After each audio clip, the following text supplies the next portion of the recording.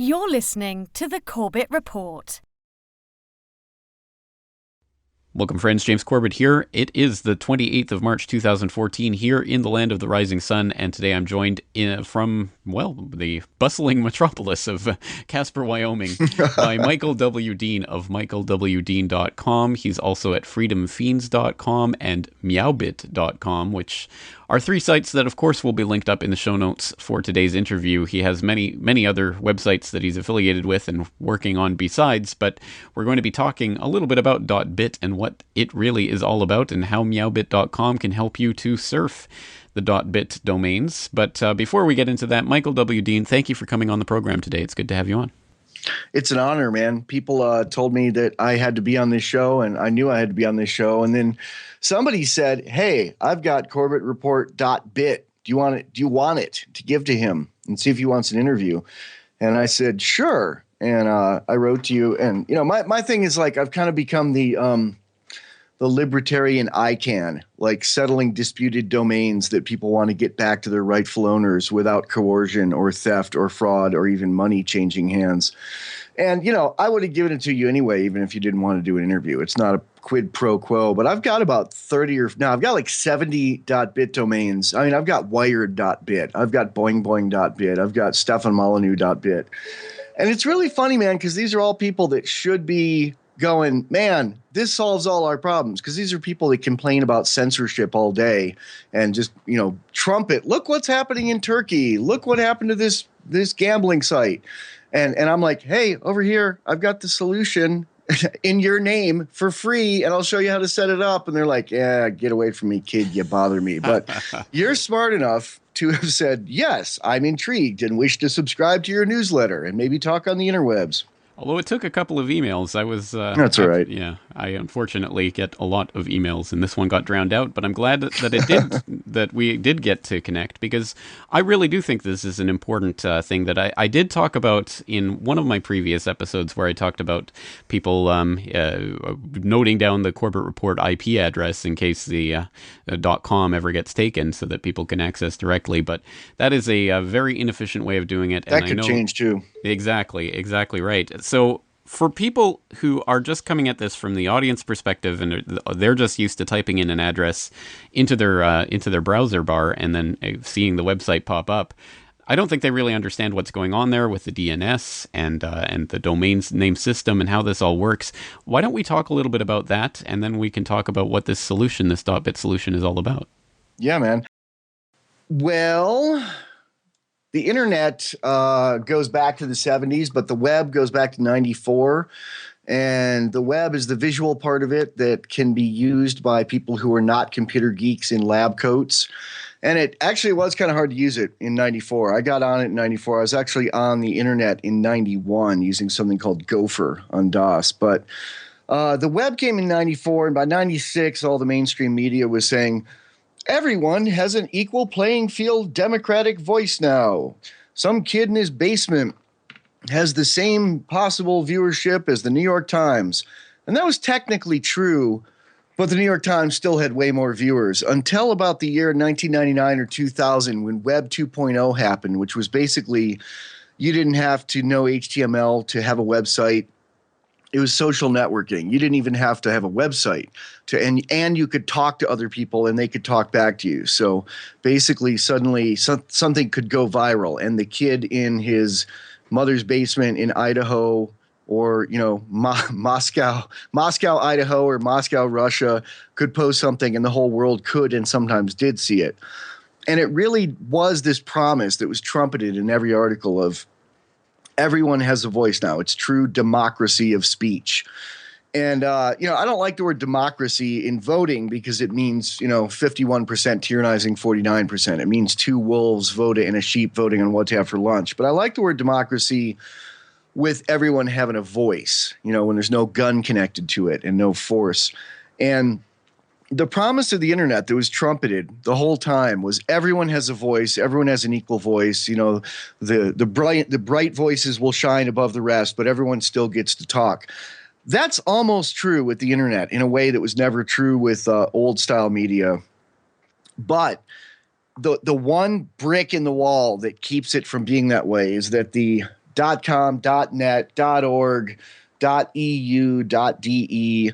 All of those domains are government controlled. You basically, in America, for all the American ones, you have to go to ICANN, ICANN, which is the Internet Corporation for Assigned Numbers and Numerators or something. It's something really kind of like nerdy / 1984-ish sounding. But basically what it means is I can take your website. And they do it all the time. They take your website with no due process. You know, everyone I know has a blog or a podcast or a radio show where they sit around 24/7 complaining about the tyranny of the government and complain about licensure and complain about registration.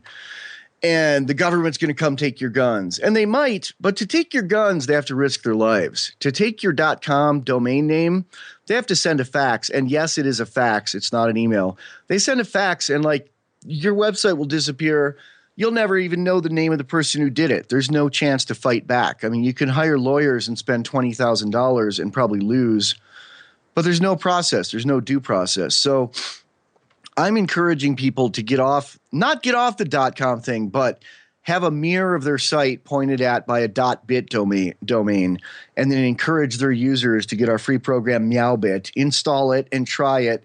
It doesn't really take any more effort than that. Like webmasters can set up a .bit pointer to their website in an hour or two, and users can get up and running in an hour or two. And then you don't really have to do anything else. You can and you know, you can start your other people that have blogs can start their own .bit mirrors and share them. And I kind of look at it like prepping. You know, everybody I know preps too. They have some water, they have some bullets, they have some, you know, meals ready to eat. They have a bug out bag, but they're complaining about this and talking about this and teaching it and learning about it on .com websites. They can get taken away anyway. So they're not prepping at all for their web presence and longevity. And it's kind of like, you know, some people say, well, I'll get around to that when they start seizing domains and mine's in danger. And I say that's like saying I'll learn to be self-sufficient and buy a gun and build a fire without matches when the poop hits the fan, you know, because you won't be able to do that kind of stuff when the poop hits the fan. So I recommend spending 1% of the time that you spend prepping for everything else on prepping for the internet.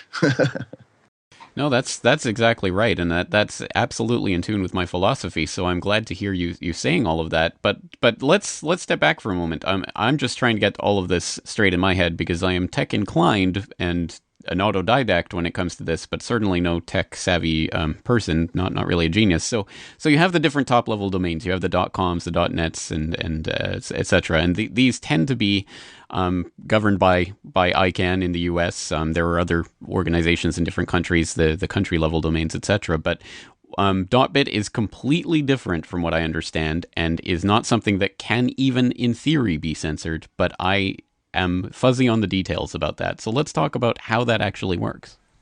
Well, I don't like to say anything censorship proof, and that goes back to kind of a computer science idea that you don't want to say anything is anything proof. I mean, a bulletproof vest is not sold as a bulletproof vest. It's sold as a bullet resistant vest because somewhere there's some bullet that if you shoot it enough times at a close enough range at a bulletproof vest, it's going to get one through eventually. But .bit domains are much, much, much harder to take down than a .com. .coms, like I said, could be taken down with a fax. And they could be taken down basically by anybody at a corner office or next to somebody at a corner office in any three-level government agency. Like the Department of Justice can take your website down. The FBI can take your website down. The Department of Commerce, the Department ICE, you know, the Immigration and Customs, any of those agents, all those agencies have taken down people's websites, and they do it all the time by just basically saying, we, the anointed ones behind the curtain, have decreed that this is no good. And they send an email to ICANN. And basically what ICANN does then is hijacks your website. Your domain no longer goes to Corbett Report. It goes to some server in the FBI basement where they have racks of these things. And when people go to your website, they get a thing with a seal with an American eagle on it that says, we have taken this for the safety of blah, blah, blah. And it's often like this organization that has this website is under suspicion of violation of law, and then they have a legal code. It's not even they've been convicted, it's suspicion, and they say that in those takedown notices. Unfortunately, yes, this is something that we've seen. And in fact, in the last couple of years, as you say, ICE has been involved in this quite a bit, taking down websites, again, just on suspicion. And they never really have to prove anything. I mean, once they've taken down a site, I've only seen in a couple of instances the sites eventually going back up, usually without so much as an apology. So unfortunately, this is all done under color of law, and there isn't much due process at all, as you say. And you might never even find out exactly why, how, or when it was done. It's sort of a fait accompli. So again, the question is, how is .bit different then? How is it actually distributed? It's not distributed through DNS servers the way that all the other domains are. It's distributed through the Namecoin blockchain resident on your computer. So to use Meowbit, you have to download and install the Namecoin wallet. And then the first time you use it, you have to let it update for 5 hours. It's like the Bitcoin wallet. You have to download the blockchain the first time, but it doesn't take as long. It's not as big of a blockchain. And then when you type a .bit address anywhere on your computer, in any browser, or it'll work also in IRC or FTP or email, it resolves it to the IP address listed in the blockchain. And if you're a webmaster and your .bit domain got taken down, it couldn't get taken down. There's like nobody for them to write to, and say, remove this from the blockchain. I mean, literally, even the developers of Namecoin, if they had a gun held to their head, there's no way that they could remove you from the Namecoin blockchain. It's distributed in the same way that, Satoshi or someone on the Bitcoin development team could not remove a transaction from the Bitcoin blockchain, even if you were going to kill them if they couldn't do it. There's no way to do it.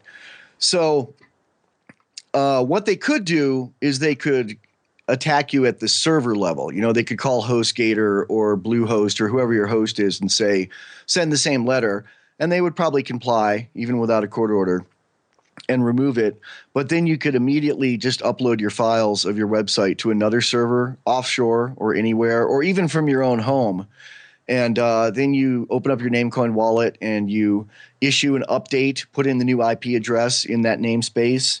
And within about 40 minutes, everyone in the world will be able to see the new website, which is a lot quicker than with ICANN controlled .com, et cetera, .bit, .com, .org, et cetera. It takes between 1 and 3 days for everyone to be able to see it worldwide. So it's also .bit domains through the Namecoin wallet are a lot more secure against hijacking than all the other ICANN controlled domains and, the European equivalents of ICANN, because there's no central authority for it to, like recently Google's DNS servers were hijacked, and for a couple hours they were pointing to something else. And recently Facebook was hijacked, and I think it was only for about a half hour, but people thought they were on Facebook and they were on a mirror of it that was just every time they typed in a password or a credit card number or anything, it was stealing it. That's .bit domains are much more resistant to that. Here's the thing. This is not just something to defeat possible internet censorship in the future. If we were in libertarian paradise right now, if this was libpair and there was no censorship and no government authorities who could do things at a whim, people would probably still eventually gravitate towards using a .bit or at least some sort of distributed DNS system, because technologically it makes a lot more sense than doing it the way the .com thing's done. It does. And so my understanding then is when you download the Namecoin wallet and you synchronize with the network, you have the Namecoin blockchain resident on your own computer, on your hard drive. That means that in essence, you have the DNS there on your computer instead of having to go and query it out somewhere else. Yeah, and there's actually one of the guys who developed Namecoin actually runs a .bit DNS server from his house. And you can do it that way without Meowbit and without the blockchain and the wallet, but it's basically doing it the old style .com way, So it's not secure. It can be hijacked. And it's one guy running like one home computer on his home internet. So it's kind of slow and it's not always up. And then there's somebody else who has developed a plugin for Chrome. I forget what it's called, but it's only for Chrome. That does the same thing. It sends it to another, somebody set up a DNS server. But again, that's kind of like training wheels for .bit. I mean, I guess I'm glad it exists because it allows people to poke around really easily and just try it without having to download the wallet. But it's not the real deal. It's not the real thing. You know, it's like a picture of a naked lady rather than an actual naked lady. Good analogy. All right, so if people go to their browser right now and type in whatever, corbettreport.bit or whatever, .bit, kittypics.bit, whatever. .bit, kittypics.bit. That's my – see, this is one of the things I've done is not only made .bit mirrors of all my .com sites so you could get to them if my ICANN registrations were removed by some three-letter alphabet soup government agencies. I've also made a couple .bit only sites that I update regularly, even though they've only got like 30 people looking at them a week now. You know, it's like I want to do that to get people interested. And cats run the .com internet. I love cats. I think cats should also run the .bit internet. You're doing your part to pitch in on that. So, yeah, but man. If people go right now to their browser and just type that in, they're not going to get your website. No, it'll probably go to like a search page for whatever their ISP is. Exactly. So for someone who is brand new to this, who wants to get involved, tell us step by step what they should be doing to try to get a .bit website resolved. From a viewer standpoint or from a webmaster standpoint? From the both, average listener standpoint. Okay, so you go to meowbit.com and you download, you go to the install page. There's a link for it over on the left and the link up at the top. You can't really miss it. And you download the Namecoin wallet. You can either get it from namecoin.info, which is the official Namecoin site, or you can get it from us, and we've added an installer on it, which is makes it a lot easier for people who don't know how to install programs without an installer. And then you let that sit there and update for about 5 hours. I recommend people usually do it overnight while they're sleeping. And then install Meowbit. It's a one-click install. It's pretty simple. And then follow directions there. And once the Namecoin wallet is updated the first time for 5 hours, after that it does it in the background. You never have to do the 5-hour thing again. Then you can search .bit sites. And we have a list of working .bit sites. And we also have tutorials on how to set up your own .bit sites, .bit only or mirrors of .com, .org. And if you set up a .bit site and send us an email about it, we will add it to our list of working .bit sites. Excellent stuff. Well, then let's do it from the webmaster's perspective. What would the webmaster have to do to create, for example, a mirror of their existing .com or .org or .net on .bit? Okay, well, he'd want to do everything. He or she would want to do everything I just described because you want to be able to look at your site to see if what you did works and if it works well. So, you'd want to install the wallet and install the Meowbit software. And you'd need the wallet anyway because you need the wallet to administer .bit sites. It's basically very similar to Bitcoin in structure and how it works and how you can securely send them to each other. And people do use them as currency. They're a lot cheaper than Bitcoin. They're about $3 each right now. I would also recommend people buy a bunch of them because they're not just a commodity. They're literally the concrete that is building this new internet superhighway. So it's going to become a more valuable commodity, I will predict. And, your mileage may vary. That is not investment advice, but it can't hurt. They haven't gone down below $3 really since a long time. So I mean, for one Namecoin costs $50. No, I'm sorry. One Namecoin costs $3 and you can register 50 domain names with it. Now, some people are out there like cyber squatting stuff, which is one of the reasons I've gone out and grabbed a bunch of libertarian, people who do shows, sites, names in .bit to save it for them. I'm not selling it to them. I'm offering it free as a way to help promote this. But there are people cyber squatting things. And they're cyber squatting kind of stupid stuff like Pepsi and American Airlines. And it's like Pepsi and American Airlines are never going to, they're not going to want a .bit. This is for outlaws, man. They're not going to care. And if they do care, they'll just sue you until you give it up. And then some people are doing something really stupid, which is, some people are squatting things like cat.bit, which was, of course, the first thing I checked and was dismayed that it was unavailable. Or, like Bill or Sally.bit, which, I don't see anything more immoral about it. It's kind of a first adopter, stake your claim thing. But some of the people are really stupid about it because they don't have any placeholder that tells you how to buy it from them. Like if you're in the domain selling business and you're scooping up domains that you think will be valuable, like video.bit, you should probably put something at that site so when people go there, they can see how to get it from you.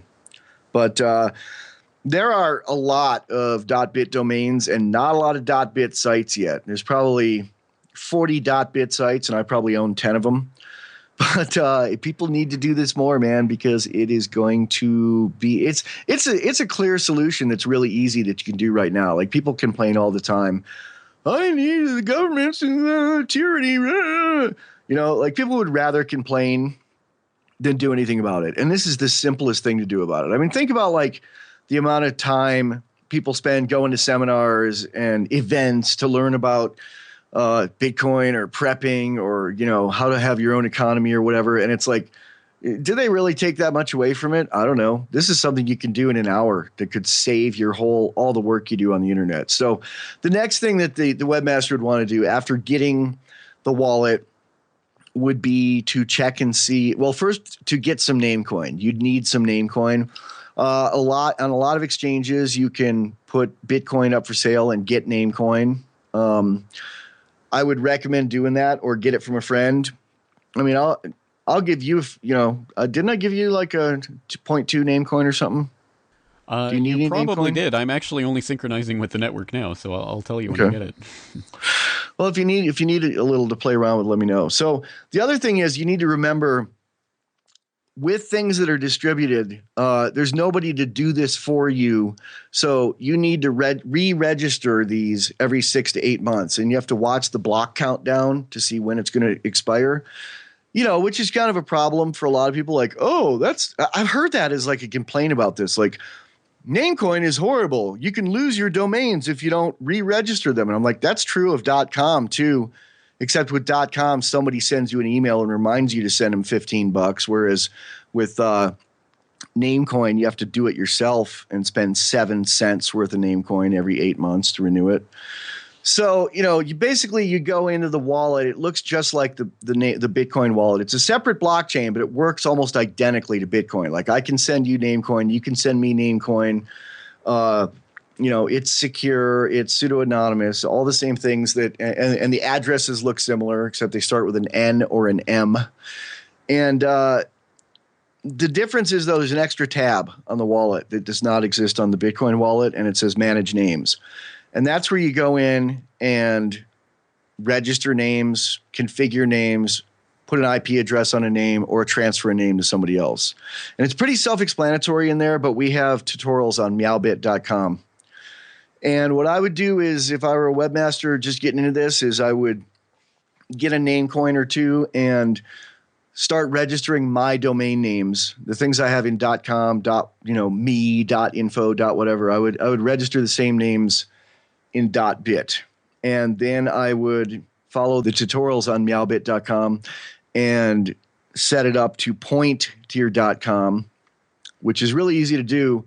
And then for WordPress sites, there's one more thing you have to do to make everything work. Like if you just pointed at it in the wallet, within 3 hours of a new name being registered, or within 40 minutes of an already registered name being updated, everyone will be able to see the change worldwide. But there's one more step you have to take in a WordPress install of 2 lines of code that you have to add into the wp-config.php file, which is pretty easy to do, and we have tutorials on how to do that if you haven't done that. But if you don't add that, the site will show up, but all the links on it will go to that page on the .com. You have to put in 2 lines of code in your config file to make all the links work as .bit and all the pictures work as .bit. Well, that's excellent. And as you say, all of this is up on meowbit.com. You've got tutorials up there and step-by-step process of how to do all this. So making it as easy as possible for people. And as you say, I mean, people who aren't going to invest the hour or so and the $3 or so that it might take to actually get involved with this and to start hosting a .bit website, let alone just browsing it for free. I don't understand why people wouldn't be on board with this. And it really does beg the question. I mean, now that we're in this era of decentralized, Bitcoin-like and other types of ideas where everything is decentralized and resides everywhere at once, so it's, I guess, not censorship proof, but certainly censorship resistant. It really begs the question of what in our online life can we not take into our own hands and to take more of the initiative here. It's an exciting time, I think, and I don't really understand why people wouldn't be on board with this. Do we have any idea of how many people right now are using .bit or browsing .bit, are involved with .bit? There's no central authority of sites that work. There is one site. There's actually a guy who runs a site. I forget the name of it, but we link it somewhere in the tutorials on meowbit.com. But there's a guy who's actually doing something that I think is really silly. It's a silly business model, but I'm glad he's doing it.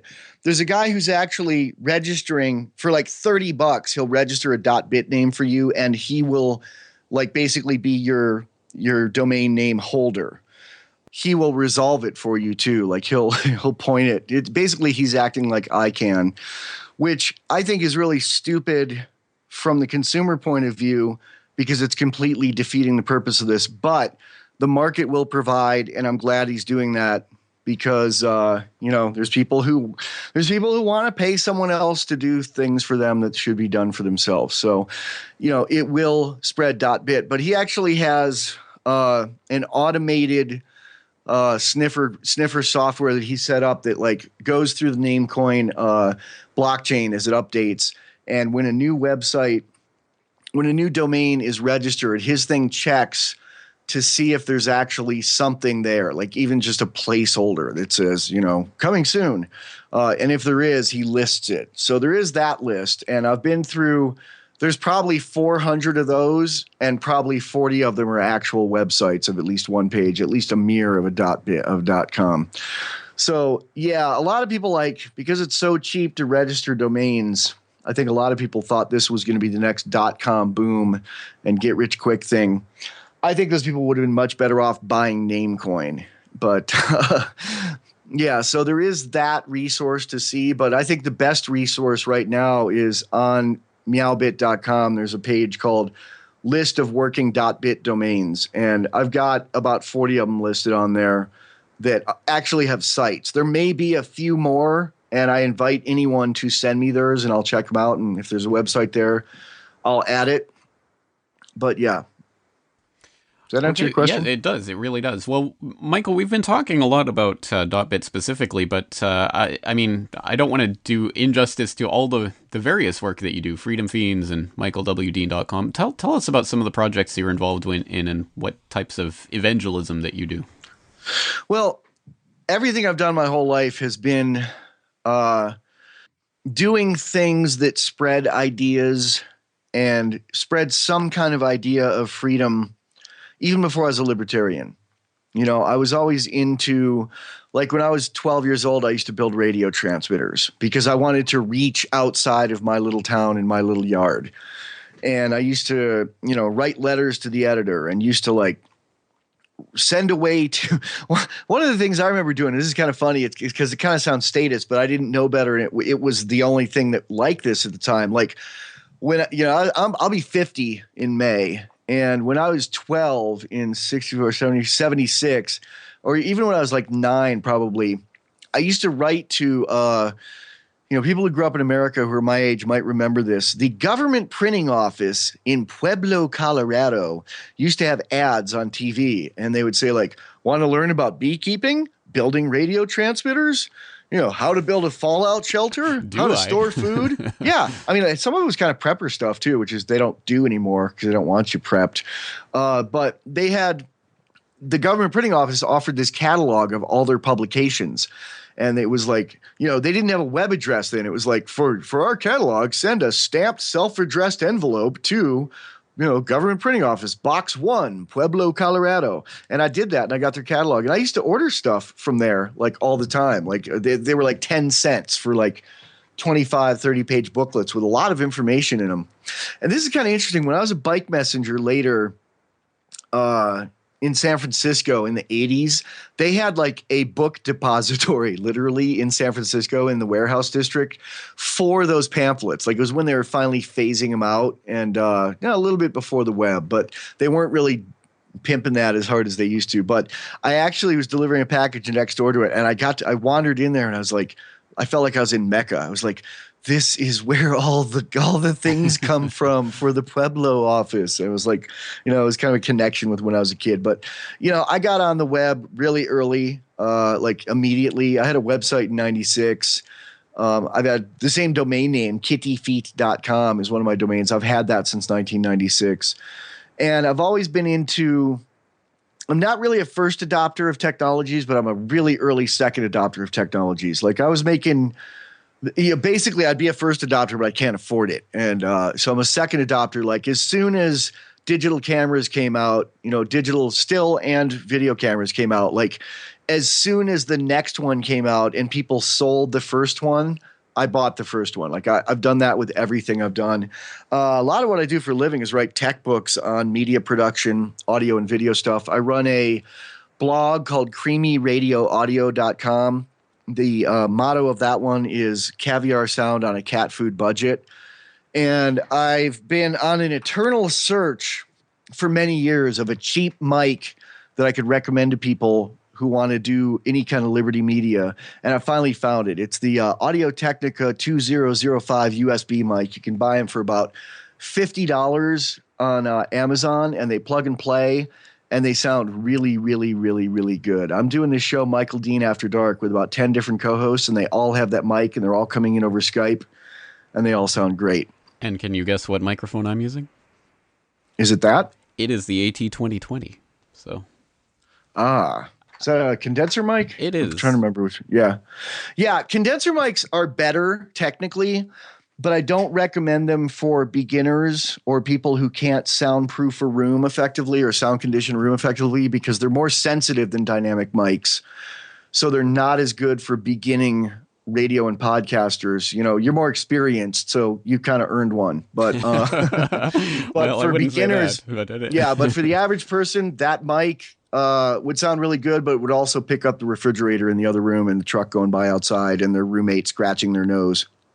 Or their 11-month-old son playing in the background, as unfortunately I tend to get sometimes. Well, awesome. At any rate. Well, okay, excellent. Well, so much to cover. It is fascinating to get in touch with you, and I do want to thank you and take my hats off for you to reach out to me on this specific issue, because it is something that I'm always looking for, solutions-based approach rather than simply complaining about what's happening to us, taking that into our own hands. And this is one way that we can start to do that using Namecoin and the .bit domain idea. So I will, of course, throw in all of the links to the things that we've been talking about today. Any other points that you'd like to bring up or anything you'd like to address to the audience before we head out today? No, man, I want to thank you for your service, though. Keep doing what you're doing. Thank you for your service. All right, excellent. I'll take that as a ringing endorsement. Michael W. Dean, michaelwdean.com. Thank you again for your time. The Corbett Report is brought to you by the Corbett Report subscriber, a weekly newsletter featuring James Corbett's International Forecaster editorial, recommended reading and viewing, discounts on Corbett Report DVDs, and once a month, a subscriber-only video. Sign up today to start receiving your copy at corbettreport.com/support.